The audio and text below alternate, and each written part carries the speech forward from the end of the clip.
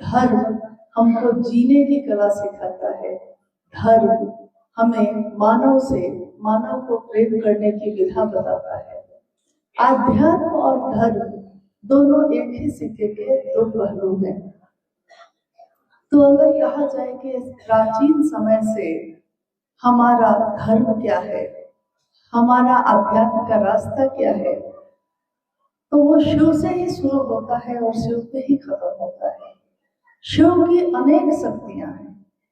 शिव अपनी शक्तियों से जाने जाते हैं। जिस शहर में हम अब बैठे हैं अभी, संबलपुर, ये भी तो देवी के नाम पे ही स्थापित शहर है। देवी यहाँ की अधिष्ठात्री है, यानी शिव की शक्ति। शिव जो अक्षय ऊर्जा का स्रोत है, अलग अलग ऊर्जाओं का रूप जो नारी के रूप में आया, देवी के रूप में आया, और आपने उसको अपनी अधिष्ठात्री बनाया है, जिसकी हम आराधना करते हैं, जिनके नाम पे हम जीते हैं। उड़ीसा राज्य में विभिन्न जिलों में लगभग 30 जिले हैं, और इन 30 जिलों में से कम 10-12 तो ऐसे जिले जरूर हैं जहां महादेव की बात बहुत तीव्र गति से बढ़ रही है। स्वाभाविक है, जब हम अपने जड़ों की तरफ लौटेंगे तो ऐसा ही होगा। इसीलिए साहब श्री ने कहा कि जगत के लोगों के सामने आज एक ही विकल्प है। एक विकल्प का अर्थ होता है एक ही चीज अब बची है, अब बांटने को कुछ नहीं बचा।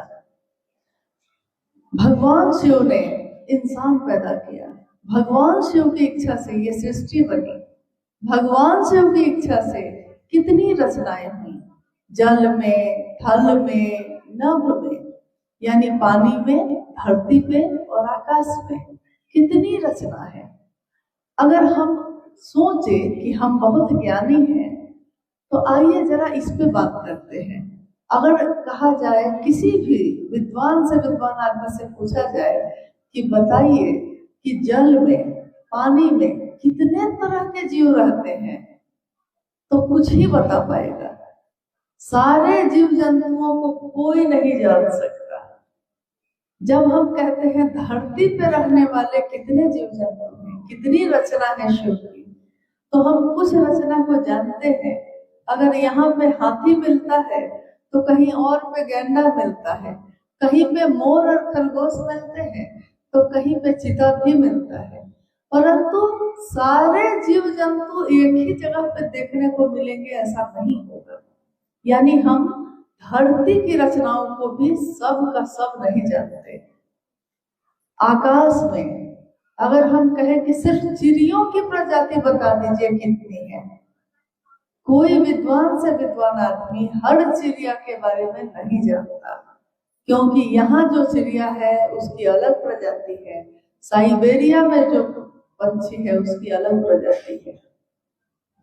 तो जब हम अपनी आंखों से जिन चीजों को देखते हैं उसके बारे में पूरा का पूरा नहीं जानते, तो सूक्ष्म शिव को पूरा का पूरा कैसे जानेंगे। आज इस बैठक का उद्देश्य भी यही है। हालांकि आप थोड़ा कष्ट में आ गए हैं, परंतु हम लोग सब कोई विभिन्न जगहों से विपरीत परिस्थिति में आकर यहाँ बैठे हैं आज। क्योंकि सुबह मुझको पता चला कि बहुत सारी ट्रेन लेट हो गई, कुछ ट्रेन कैंसिल हो गई। घटनाएं कह के नहीं आती, कभी भी आ सकती हैं, परंतु विपरीत स्थिति में भी अपना रास्ता तय करने वाले को ही दुनिया जानती है। क्योंकि अनुकूल है धारा, अनुकूल है अगर पानी का प्रवाह, और तब आपने नाव चला लिया तो कोई बड़ी बात नहीं है। परंतु प्रतिकूल है धारा, कुछ भी आपके अनुकूल नहीं हो रहा, तब भी आपने नाव को घेर लिया, नाव को चला लिया है, उस पार पहुंचा दिया किसी को, तो नाविक की कुशलता उसी से मानी जाती है। कुशल नाविक कौन है?